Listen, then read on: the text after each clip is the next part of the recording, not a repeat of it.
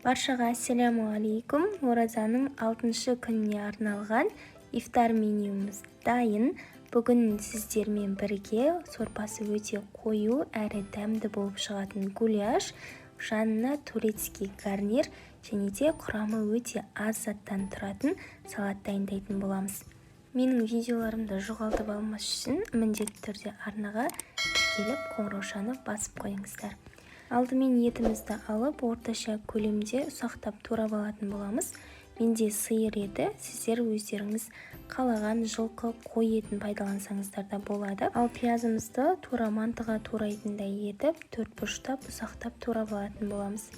Табамызға аздап сұйық май құйып, қыздырып, үстінен пиязымызды саламыз.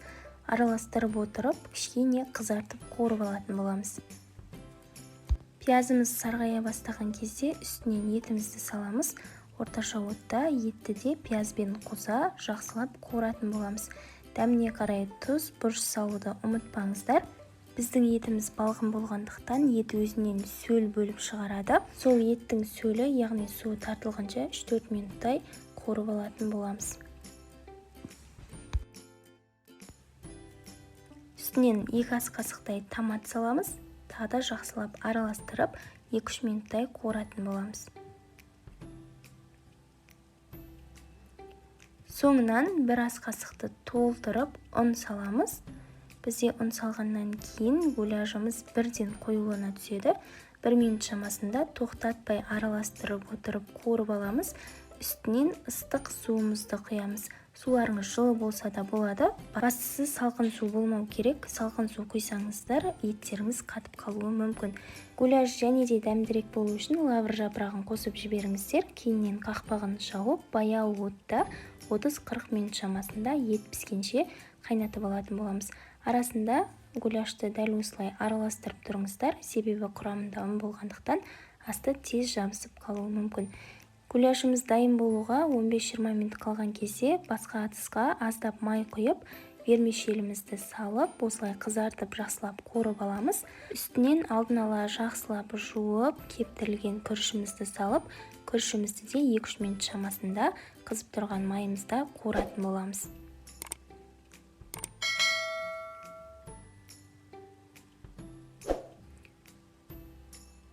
Үстінен ыстық су құямыз. Ыстық су құйған кезде дәл видеодағыдай су бұрқылдап дыбыс шығару керек болады. Дәміне қарай тұз салып, араластырып, бетін жауып, өте баяу отта күрішіміз піскенше пісіріп алатын боламыз. Тағамымыз дайын болғанша салат жасауға кірісеміз. Менде эмир сыры, сырды алып, ұзыншалап, дәл видеодағыдай етіп турап алатын боламыз.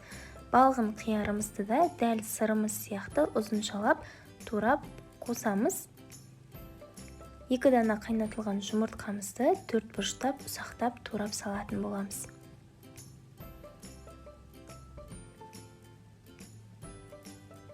Үстінен 3-4 ас қасықтай жүгері, 2 ас қасықтай майонез және де дәміне қарай тұз салып, жақсылап араластырып аламыз. Өз қалауларыңыз бойынша көк пияз немесе ас көк қосып жіберсеңіздер де болады. Дайын болған салатымызды әдемі тәрелкемізге орналастырамыз. Осы аралықта біздің турецкий гарниріміз және де гуляшымыз да пісіп дайын болып қалды. Гарниріміз әдемі болып көріну үшін осындай шұңғыл ыдысқа салып, үстінен кішкене басып, тәрелкемізге төңкеріп орналастырып аламыз. Гуляштың сорпасына мән беріңіздер, қандай қою әдемі болып шыққан. Гуляшымызды да гарниріміздің жанына әдемі етіп құйып шығамыз.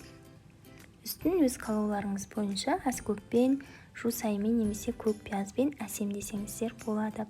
Мінекей біздің тағамымыз бен салатымыз толықтай дайын. Жасалуына аса көп уақытты талап етпейтін тағамдардың қатарында оңай жасалатын әрі өте дәмді болып шығатын тағам. Міндетті түрде жасап көріңіздер. Сіздерге ұнайды деген ойдамын. Видео ұнаса лайк басып, пікір қалдыруды ұмытпаңыздар.